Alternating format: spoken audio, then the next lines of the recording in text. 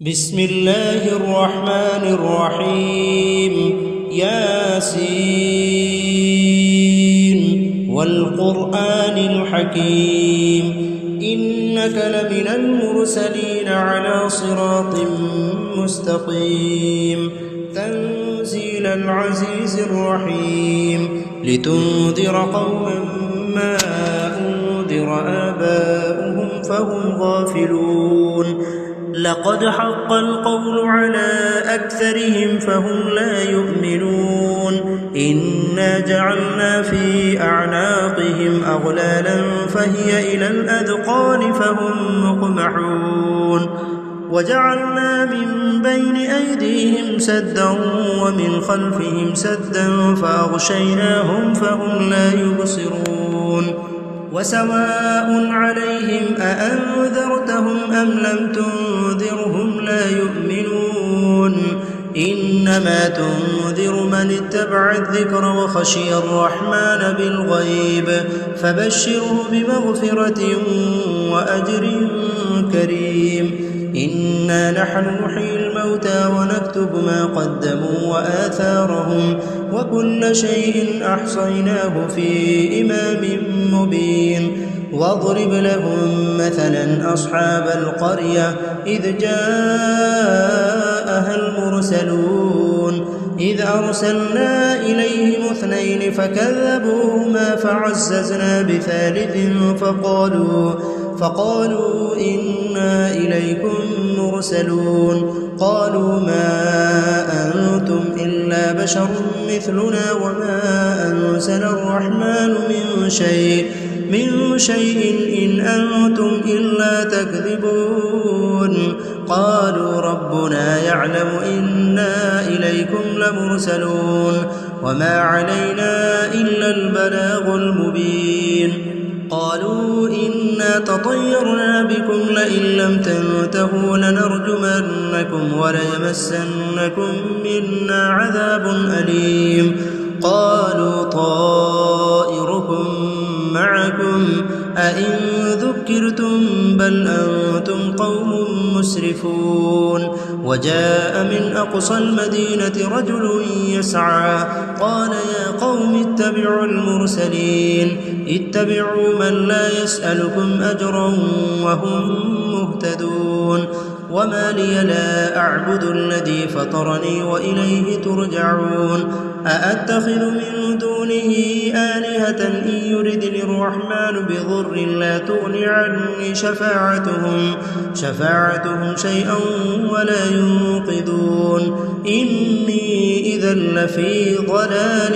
مبين إني آمنت بربكم فاسمعون قيل ادخل الجنة قال يا ليت قومي يعلمون بما غفر لي ربي وجعلني من المكرمين وما أنزلنا على قومه من بعده من جند من السماء وما كنا منزلين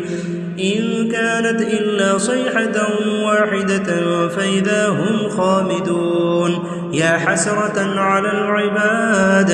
ما يأتيهم من رسول إلا كانوا به يستهزئون ألم يروا كم أهلكنا قبلهم من القرون أنهم إليهم لا يرجعون وإن كل لما جميع لدينا محضرون وآية لهم الأرض الميتة وأحييناها وأخرجنا منها حبا فمنه يأكلون وجعلنا فيها جنات من نخيل وأعناب وفجرنا فيها من العيون ليأكلوا من ثمره وما عملته أيديهم أفلا يشكرون سبحان الذي خلق الأزواج كلها مما تنبت الأرض ومن أنفسهم ومما لا يعلمون وآية لهم الليل نسلخ منه النهار فإذا هم مظلمون والشمس تجري لمستقر لها ذلك تقدير العزيز العليم والقمر قدرناه منازل حتى عاد كالعرجون القديم لا الشمس ينبغي لها أن تدرك القمر ولا الليل سابق النهار وكل في فلك يسبحون وآية لهم أنا حملنا ذريتهم في الفلك المشحون وخلقنا لهم من مثله ما يركبون وإن نشأ نغرقهم فلا صريخ لهم ولا هم ينقذون إلا رحمة منا ومتاعا إلى حين وإذا قيل لهم اتقوا ما بين أيديكم وما خلفكم لعلكم ترحمون وما تأتيهم من آية من آيات ربهم إلا كانوا عنها معرضين وإذا قيل لهم أنفقوا مما رزقكم الله قال الذين كفروا للذين آمنوا أنطعم من لو يشاء الله أطعمه إن أنتم إلا في ضلال مبين ويقولون متى هذا الوعد إن كنتم صادقين ما ينظرون إلا صيحة واحدة تأخذهم وهم يخصمون فلا يستطيعون توصية ولا إلى أهلهم يرجعون ونفخ في الصور فإذا هم من الأجداث إلى ربهم ينسلون قالوا يا ويلنا من بعثنا من مرقدنا هذا ما وعد الرحمن وصدق المرسلون إن كانت إلا صيحة واحدة فإذا هم جميع لدينا محضرون فاليوم لا تظلم نفس شيئا ولا تجزون إلا ما كنتم تعملون إن أصحاب الجنة اليوم في شغل فاكهون هم وأزواجهم في ظلال على الأرائك متكئون لهم فيها فاكهة ولهم ما يدعون سلام قولا من رب رحيم وامتازوا اليوم أيها المجرمون ألم عاهد إليكم يا بني آدم ألا تعبدوا الشيطان إنه لكم عدو مبين وأن اعبدوني هذا صراط مستقيم ولقد أضل منكم جبلا كثيرا أفلم تكونوا تعقلون هذه جهنم التي كنتم توعدون اصلوها اليوم بما كنتم تكفرون اليوم نختم على أفواههم وتكلمنا أيديهم وتشهد أرجلهم بما كانوا يكسبون ولو نشاء لطمسنا على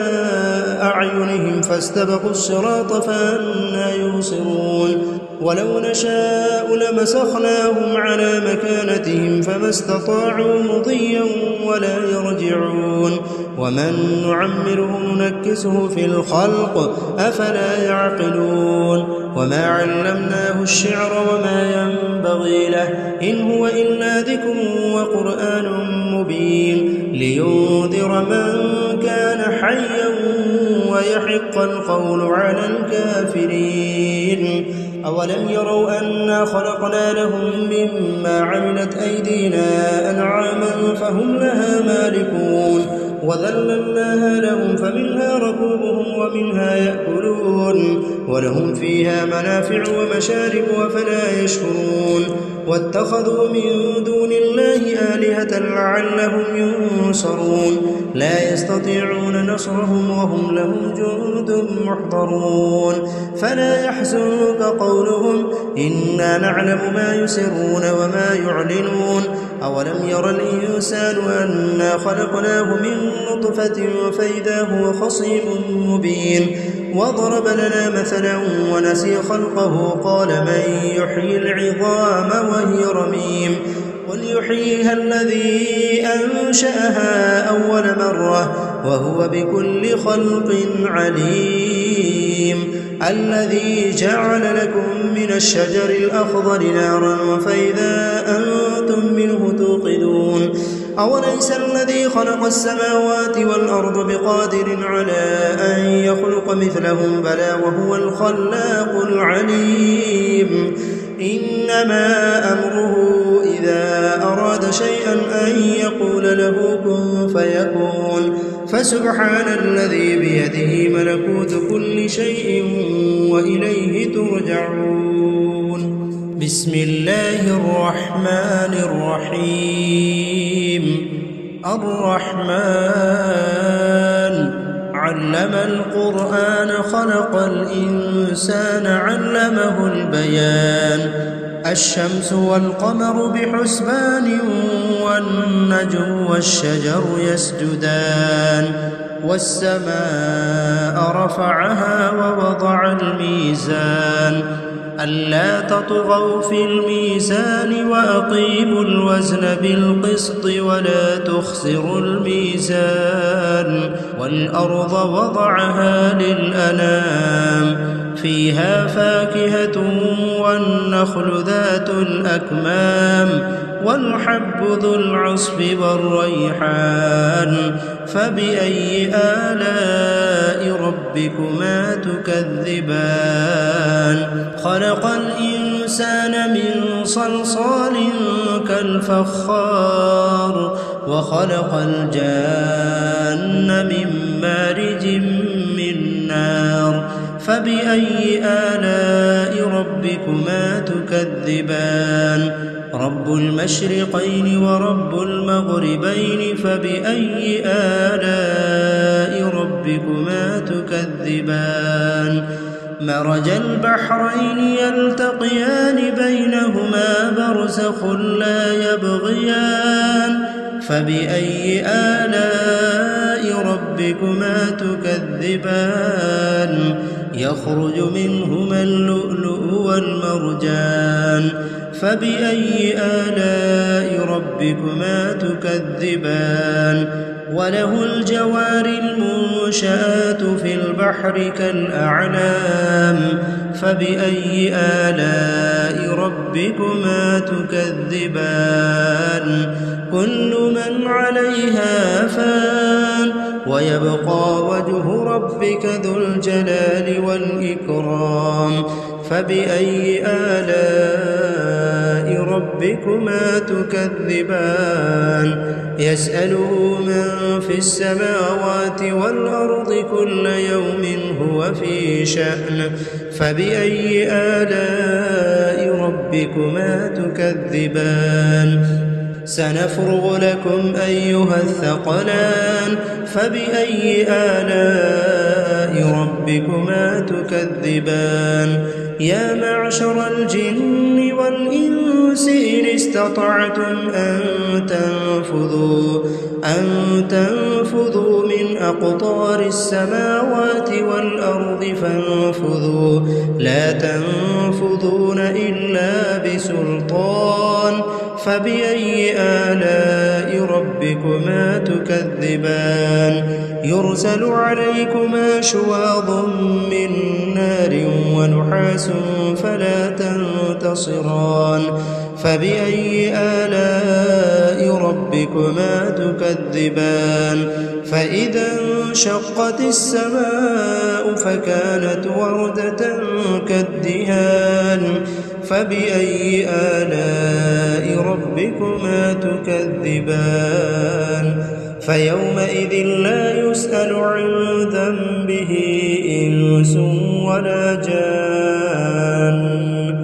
فبأي آلاء ربكما تكذبان يعرف المجرمون بسيماهم فيؤخذ بالنواصي والأقدام فبأي آلاء ربكما تكذبان هذه جهنم التي يكذب بها المجرمون يطوفون بينها وبين حميم آن فبأي آلاء ربكما تكذبان ولمن خاف مقام ربه جنتان فبأي آلاء ربكما تكذبان ذواتا أفنان فبأي آلاء ربكما تكذبان فيهما عينان تجريان فبأي آلاء ربكما تكذبان فيهما من كل فاكهة زوجان فبأي آلاء ربكما تكذبان متكئين على فرش بطائنها من استبرق وجنى الجنتين دان فبأي آلاء ربكما تكذبان فيهن قاصرات الطرف لم يطمثهن إنس قبلهم ولا جان فبأي آلاء ربكما تكذبان كأنهن الياقوت والمرجان فبأي آلاء ربكما تكذبان هل جزاء الإحسان إلا الإحسان فبأي آلاء ربكما تكذبان ومن دونهما جنتان فبأي آلاء ربكما تكذبان مدهامتان فبأي آلاء ربكما تكذبان فيهما عينان نضاختان فبأي آلاء ربكما تكذبان فيهما فاكهة ونخل ورمان فبأي آلاء ربكما تكذبان فيهن خيرات حسان فبأي آلاء ربكما تكذبان حور مقصورات في الخيام فبأي آلاء ربكما تكذبان لم يطمثهن إنس قبلهم ولا جان فبأي آلاء ربكما تكذبان متكئين على رفرف خضر وعبقري حسان فبأي آلاء ربكما تكذبان تبارك اسم ربك ذي الجلال والإكرام بسم الله الرحمن الرحيم إذا وقعت الواقعة ليس لوقعتها كاذبة خافضة رافعة إذا رجت الأرض رجا وبست الجبال بسا فكانت هباء منبثا وكنتم أزواجا ثلاثة فأصحاب الميمنة ما أصحاب الميمنة وأصحاب المشأمة ما أصحاب المشأمة والسابقون السابقون أولئك المقربون في جنات النعيم ثلة من الأولين وقليل من الآخرين على سرر موضونة متكئين عليها متقابلين يطوف عليهم ولدان مخلدون بأكواب وأباريق وكأس من معين لا يصدعون عنها ولا ينزفون وفاكهة مما يتخيرون ولحم طير مما يشتهون وحور عين كأمثال اللؤلؤ المكنون جزاء بما كانوا يعملون لا يسمعون فيها لغوا ولا تأثيما إلا قيلا سلاما سلاما وأصحاب اليمين ما أصحاب اليمين في سدر مخضود وطلح منضود وظل ممدود وماء مسكوب وفاكهة كثيرة لا مقطوعة ولا ممنوعة وفرش مرفوعة إنا أنشأناهن إنشاء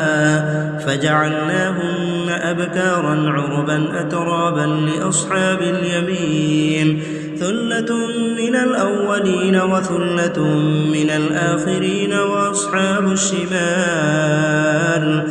وأصحاب الشمال ما أصحاب الشمال في سموم وحميم وظل من يحموم لا بارد ولا كريم. إنهم كانوا قبل ذلك مترفين وكانوا يصرون على الحنث العظيم وكانوا يقولون أئذا متنا وكنا ترابا وعظاما أئنا لمبعوثون أو آباؤنا الأولون قل إن الأولين والآخرين لمجموعون إلى ميقات يوم معلوم ثم إنكم أيها الضالون المكذبون لآكلون من شجر من زقوم فمالئون منها البطون فشاربون عليه من الحميم فشاربون شرب الهيم هذا نزلهم يوم الدين نحن خلقناكم فلولا تصدقون أفرأيتم ما تمنون أأنتم تخلقونه أم نحن الخالقون نحن قدرنا بينكم الموت وما نحن بمسبوقين على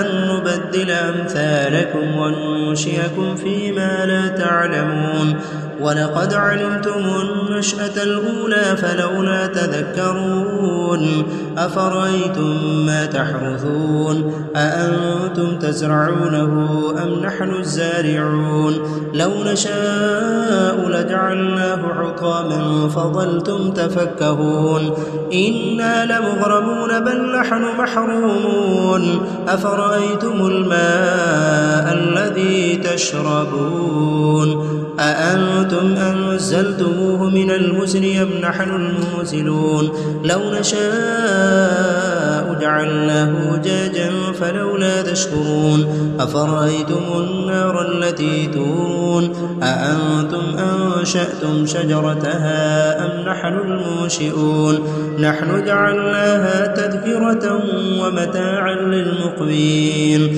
فسبح باسم ربك العظيم فلا أقسم بمواقع النجوم وإنه لقسم لو تعلمون عظيم إنه لقرآن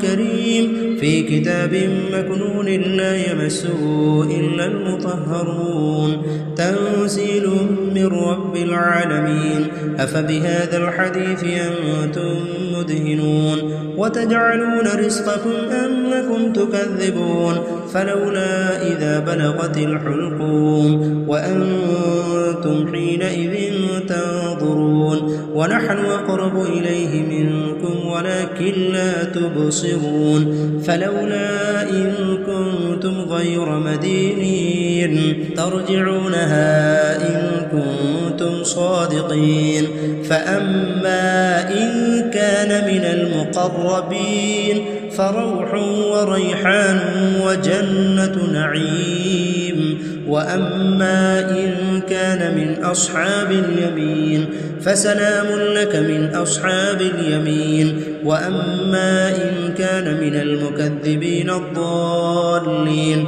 فنزل من حميم وتصلية جحيم إن هذا لهو حق اليقين فسبح باسم ربك العظيم بسم الله الرحمن الرحيم تبارك الذي بيده الملك وهو على كل شيء قدير الذي خلق الموت والحياة ليبلوكم أيكم أحسن عملا وهو العزيز الغفور الذي خلق 7 سماوات طباقا ما ترى في خلق الرحمن من تفاوت فارجع البصر هل ترى من فطور ثم ارجع البصر كرتين ينقلب إليك البصر خاسئا وهو حسير ولقد زينا السماء الدنيا بمصابيح وجعلناها رجوما للشياطين وأعتدنا لهم عذاب السعير وللذين كفروا بربهم عذاب جهنم وبئس المصير إذا ألقوا فيها سمعوا لها شهيقا وهي تفور تكاد تميز من الغيظ كلما ألقي فيها فوج سألهم خزنتها ألم يأتكم نذير قالوا بلى قد جاءنا نذير فكذبنا وقلنا ما نزل الله من شيء إن أنتم إلا في ضلال كبير وقالوا لو كنا نسمع أو نعقل ما كنا في أصحاب السعير فاعترفوا بذنبهم فسحقا لأصحاب السعير إن الذين يخشون ربهم بالغيب لهم مغفرة وأجر كبير وأسروا قولكم أو اجهروا به إنه عليم بذات الصدور ألا يعلم من خلق وهو اللطيف الخبير هو الذي جعل لكم الأرض ذلولا فامشوا في مناكبها وكلوا من رزقه وإليه النشور أأمنتم من في السماء أن يخسف بكم الأرض فإذا هي تمور أم أمنتم من في السماء أن يرسل عليكم حاصبا فستعلمون كيف نذير ولقد كذب الذين من قبلهم فكيف كان نكير أولم يروا إلى الطير فوقهم صافات ويقبضن ما يمسكهن إلا الرحمن إنه بكل شيء بصير أمن هذا الذي هو جند لكم ينصركم من دون الرحمن إن الكافرون إلا في غرور أمن هذا الذي يرزقكم إن أمسك رزقه بل لجوا في عتو ونفور أفمن يمشي مكبا على وجهه أهدى أمن يمشي سويا على صراط مستقيم قل هو الذي أنشأكم وجعل لكم السمع والأبصار والأفئدة قليلا ما تشكرون قل هو الذي ذرأكم في الأرض وإليه تحشرون ويقولون متى هذا الوعد إن كنتم صادقين قل إنما العلم عند الله وإنما أنا نذير مبين فلما رأوه زلفة سيئت وجوه الذين كفروا وقيل هذا الذي كنتم به تدعون قل أرأيتم إن أهلكني الله ومن معي أو رحمنا فمن يجير الكافرين من عذاب أليم قل هو الرحمن آمنا به وعليه توكلنا فستعلمون من هو في ضلال مبين قل أرأيتم إن أصبح ماؤكم غورا فمن يأتيكم بماء معين بسم الله الرحمن الرحيم ياسين والقرآن الحكيم إنك لمن المرسلين على صراط مستقيم تنزيل العزيز الرحيم لتنذر قوما ما أنذر آباؤهم فهم غافلون لقد حق القول على أكثرهم فهم لا يؤمنون إنا جعلنا في أعناقهم أغلالا فهي إلى الأذقان فهم مقمحون وجعلنا من بين أيديهم سدا ومن خلفهم سدا فأغشيناهم فهم لا يبصرون وسواء عليهم أأنذرتهم أم لم تنذرهم لا يؤمنون إنما تنذر من اتبع الذكر وخشي الرحمن بالغيب فبشره بمغفرة وأجر كريم إنا نحن نحيي الموتى ونكتب ما قدموا وآثارهم وكل شيء أحصيناه في إمام مبين واضرب لهم مثلا أصحاب القرية إذ جاءها المرسلون إذ أرسلنا إليهم 2 فكذبوهما فعززنا بثالث فقالوا إنا إليكم مرسلون قالوا ما أنتم إلا بشر مثلنا وما أنزل الرحمن من شيء إن أنتم إلا تكذبون قالوا ربنا يعلم إنا إليكم لمرسلون وما علينا إلا البلاغ المبين قالوا إنا تطيرنا بكم لئن لم تنتهوا لنرجمنكم وليمسنكم منا عذاب أليم قالوا طائركم معكم أئن ذكرتم بل أنتم قوم مسرفون وجاء من أقصى المدينة رجل يسعى قال يا قوم اتبعوا المرسلين اتبعوا من لا يسألكم أجرا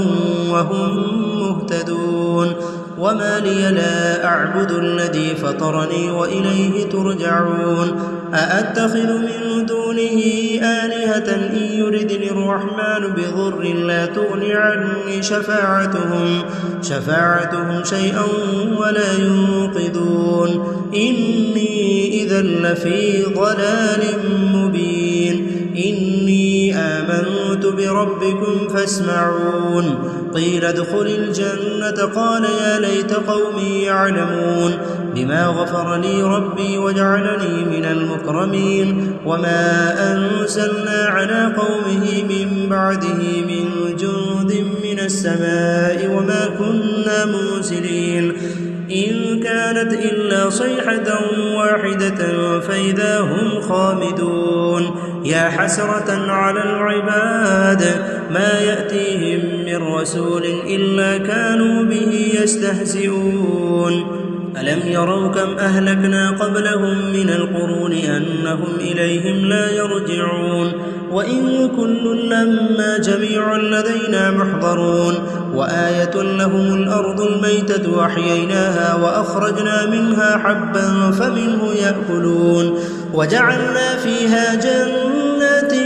من نخيل وأعناب وفجرنا فيها من العيون ليأكلوا من ثمره وما عملته أيديهم أفلا يشكرون سبحان الذي خلق الأزواج كلها مما تنبت الأرض ومن أنفسهم ومما لا يعلمون وآية لهم الليل نسلخ منه النهار فإذا هم مظلمون والشمس تجري لمستقر لها ذلك تقدير العزيز العليم والقمر قدرناه منازل حتى عاد كالعرجون القديم لا الشمس ينبغي لها أن تدرك القمر ولا الليل سابق النهار وكل في فلك يسبحون وآية لهم أنا حملنا ذريتهم في الفلك المشحون وخلقنا لهم من مثله ما يركبون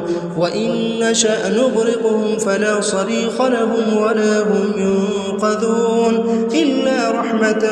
منا ومتاعا إلى حين وإذا قيل لهم اتقوا ما بين أيديكم وما خلفكم لعلكم ترحمون وما تأتيهم من آية من آيات ربهم إلا كانوا عنها معرضين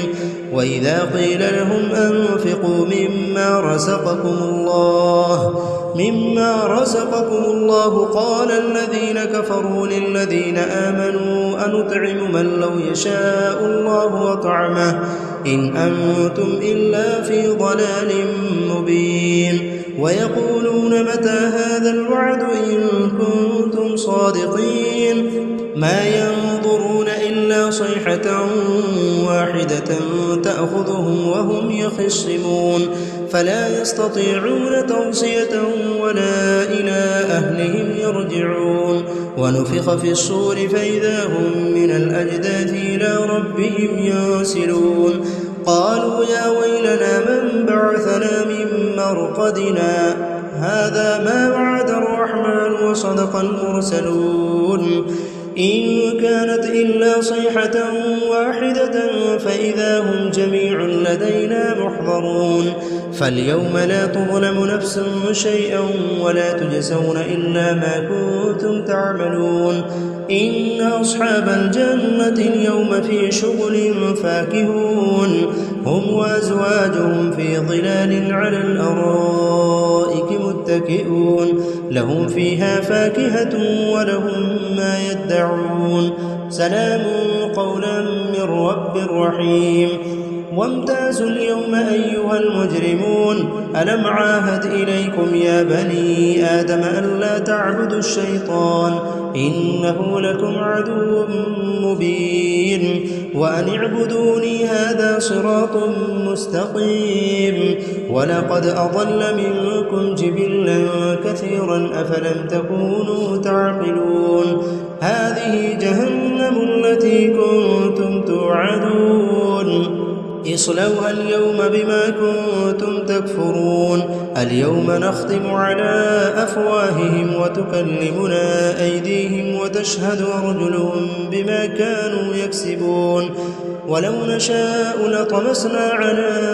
أعينهم فاستبقوا الصراط فأنى يبصرون ولو نشاء لمسخناهم على مكانتهم فما استطاعوا مضيا ولا يرجعون ومن نعمره ننكسه في الخلق أفلا يعقلون وما علمناه الشعر وما ينبغي له إن هو إلا ذكر وقرآن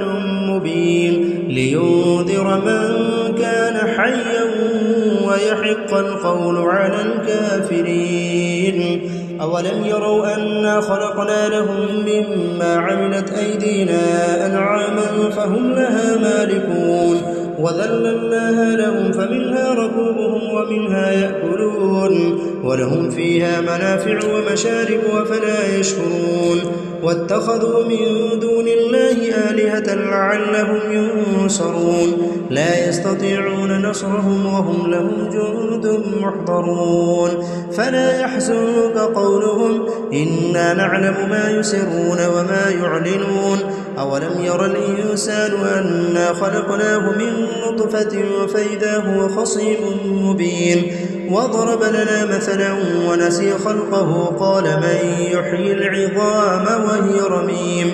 قل يحييها الذي أنشأها أول مرة وهو بكل خلق عليم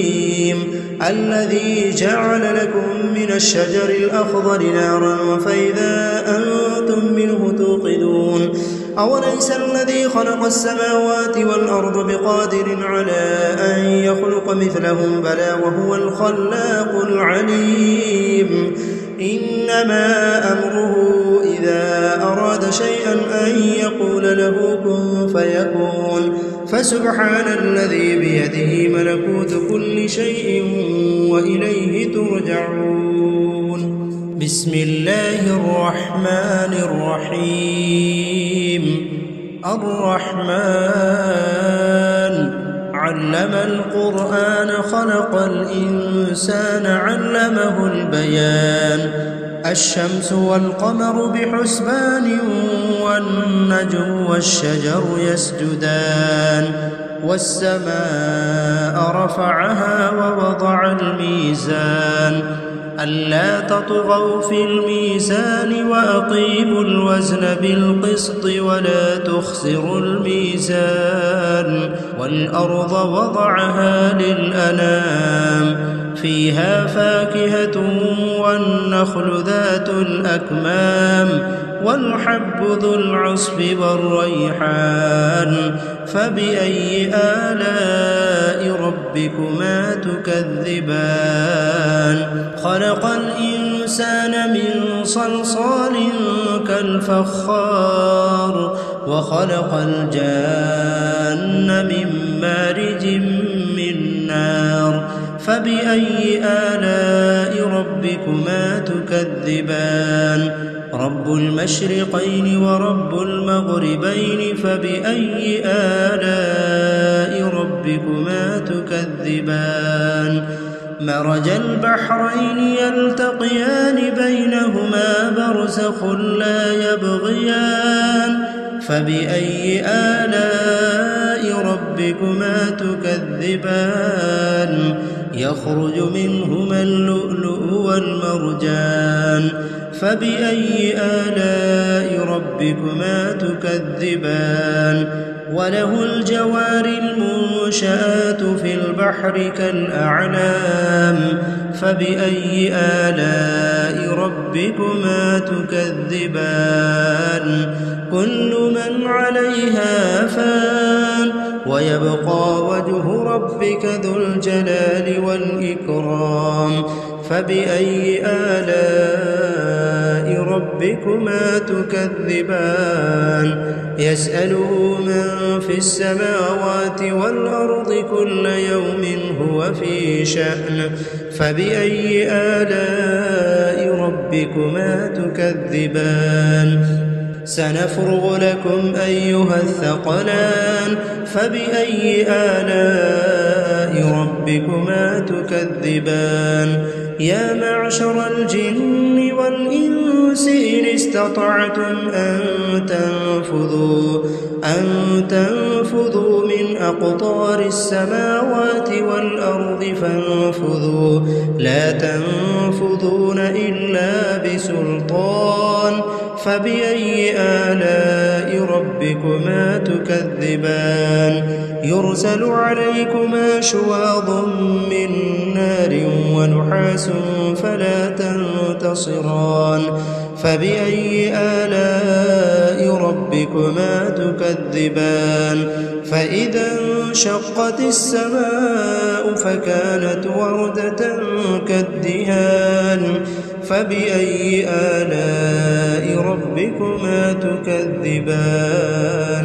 فيومئذ لا يسأل عن ذنبه إنس ولا جان فبأي آلاء ربكما تكذبان يعرف المجرمون بسيماهم فيؤخذ بالنواصي والأقدام فبأي آلاء ربكما تكذبان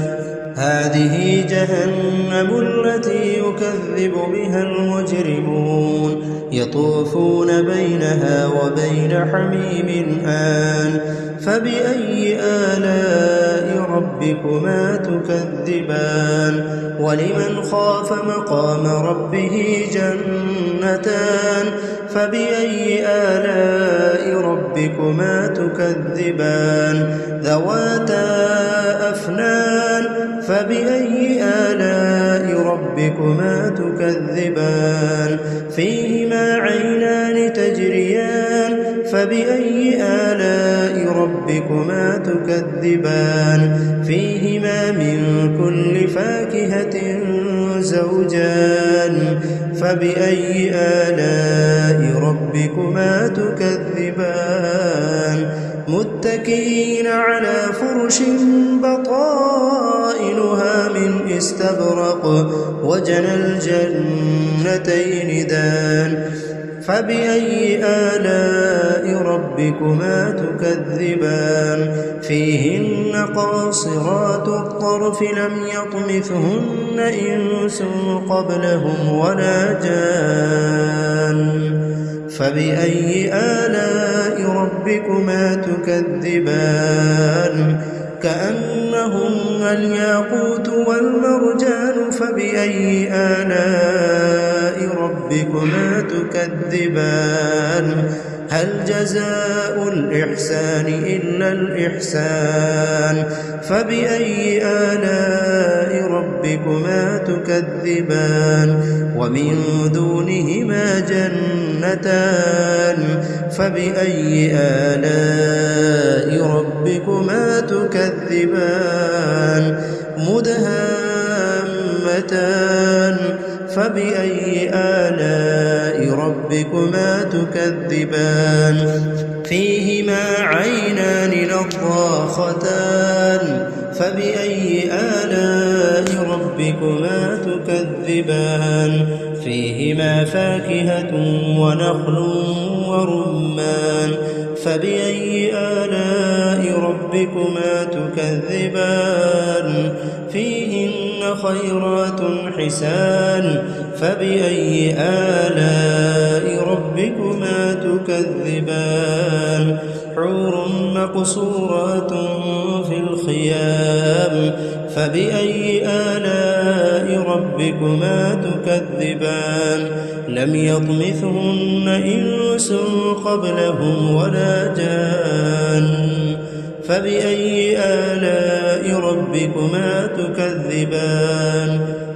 متكئين على رفرف خضر وعبقري حسان فبأي آلاء ربكما تكذبان تبارك اسم ربك ذي الجلال والإكرام بسم الله الرحمن الرحيم إذا وقعت الواقعة ليس لوقعتها كاذبة خافضة رافعة إذا رجت الأرض رجا وبست الجبال بسا فكانت هباء منبثا وكنتم أزواجا ثلاثة فأصحاب الميمنة ما أصحاب الميمنة وأصحاب المشأمة ما أصحاب المشأمة والسابقون السابقون أولئك المقربون في جنات النعيم ثلة من الأولين وقليل من الآخرين على سرر موضونة متكئين عليها متقابلين يطوف عليهم ولدان مخلدون بأكواب وأباريق وكأس من معين لا يصدعون عنها ولا ينزفون وفاكهة مما يتخيرون ولحم طير مما يشتهون وحور عين كأمثال اللؤلؤ المكنون جزاء بما كانوا يعملون لا يسمعون فيها لغوا ولا تأثيما إلا قيلا سلاما سلاما وأصحاب اليمين ما أصحاب اليمين في سدر مخضود وطلح منضود وظل ممدود وماء مسكوب وفاكهة كثيرة لا مقطوعة ولا ممنوعة وفرش مرفوعة إنا أنشأناهن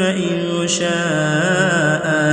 فجعلناهن أبكارا عربا أترابا لأصحاب اليمين ثلة من الأولين وثلة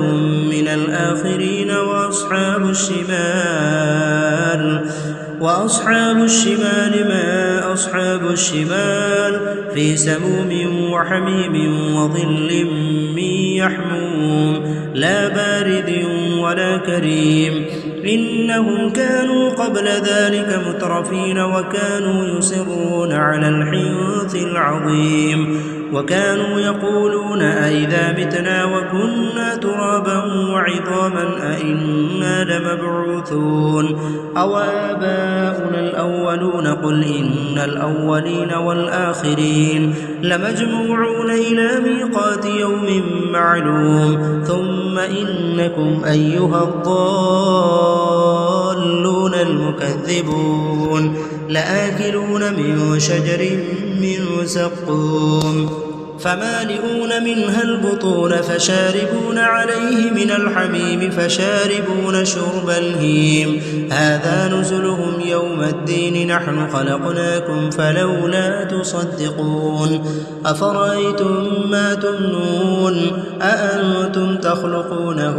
أم نحن الخالقون نحن قدرنا بينكم الموت وما نحن بمسبوقين على أن نبدل أمثالكم وننشئكم فيما لا تعلمون ولقد علمتم النشأة الأولى فلولا تذكرون